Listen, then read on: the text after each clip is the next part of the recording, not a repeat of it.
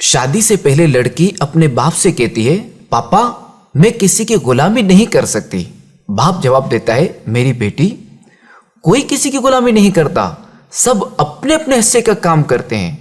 جو کام عورتوں کے ہیں وہ عورتیں کرتی ہیں اور جو کام مردوں کے ہیں وہ مرد کرتے ہیں، اور یوں ہی مل جل کر گزارا ہوتا ہے۔ شادی کے بعد وہی لڑکی اپنے شوہر سے کہتی ہے میں کھانا گرم نہیں کروں گی۔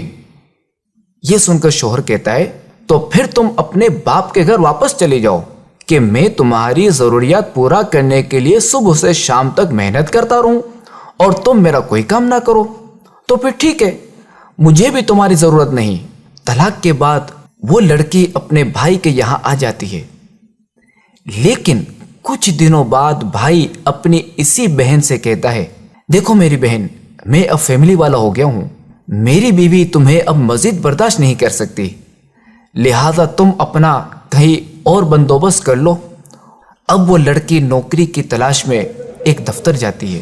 دفتر والے کہتے ہیں ہمارے پاس ایک فیمیل ریسیپشنسٹ کی جگہ خالی ہے، آپ خوبصورت اور جوان بھی ہیں تو آپ ہمارے ہاں کام کر سکتی ہیں۔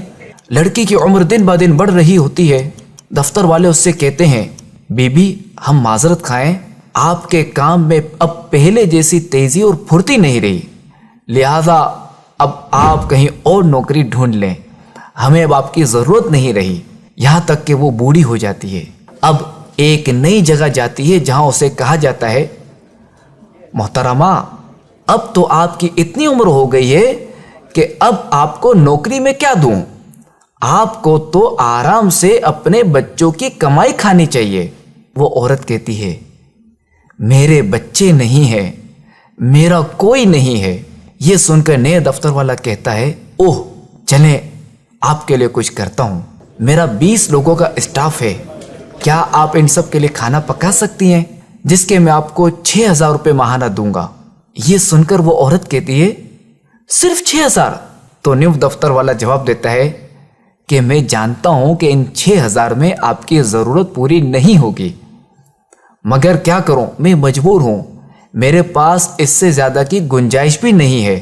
آہ، وہ عورت جو گھر کے کام کو غلامی سمجھتی تھی، اپنے شوہر کا کھانا تک گرم کرنے کو تیار نہیں تھی، اسی دفتر والے کو کہتی ہے ٹھیک ہے مجھے آپ کی یہ بات منظور ہے، اور ساتھ ساتھ اس کی آنکھوں سے آنسو بہہ رہے ہوتے ہیں اور وہ یہ سوچ رہی ہوتی ہے کاش جوانی میں ہی کھانا گرم کر دیتی اور ابو کی بات سمجھ لیتی کہ کوئی کسی کی غلامی نہیں کرتا بلکہ سب اپنے اپنے حصے کا کام کرتے ہیں۔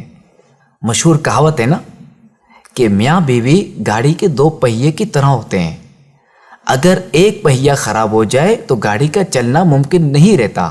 تو شادی ایک مضبوط بندھن ہے، مگر اس قدر مضبوط بندھن انتہائی نازک ڈور سے بندھا ہوا ہے، اور یہ ڈور کسی ایک کی کوتاہی، جلد بازی اور بے وقوفی سے ٹوٹ بھی سکتی ہے۔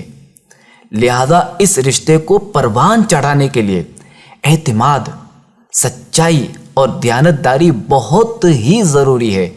لہذا ایک دوسرے کا خیال، صبر و تحمل اور قوت برداشت سے ہی اس رشتے کو نبھایا جا سکتا ہے۔